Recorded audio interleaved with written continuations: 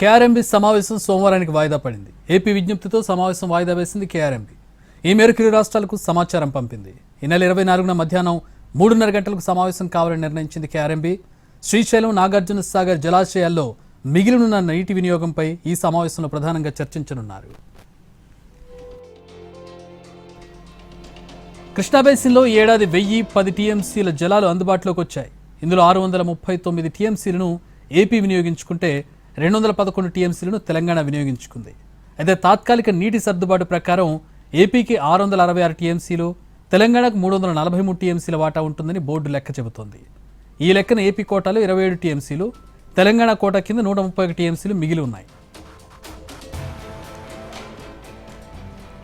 KRMB భేటీలో AP, Telangana ప్రభుత్వాల తరపున తమ వాదనలు వినిపించనున్నారు రెండు రాష్ట్రాల ఇరిగేషన్ అధికారులు.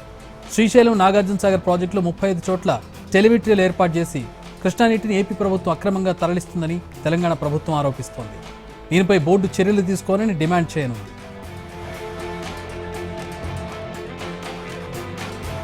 ఇప్పటి వరకు ఉన్న కేటాయింపుల ప్రకారమే నీటి వాడకం జరుగుతోందని ఏపీ సర్కార్ వాదన ఉంది. ఇకపై కూడా 66:34 రేషియోలో పాత పద్ధతిలోనే కృష్ణా జలాలను కేటాయించాలని ఏపీ ప్రభుత్వం డిమాండ్ చేస్తోంది. సాగు, తాగునీటి అవసరాలకు నీరివ్వాలని డిమాండ్ చేస్తోంది.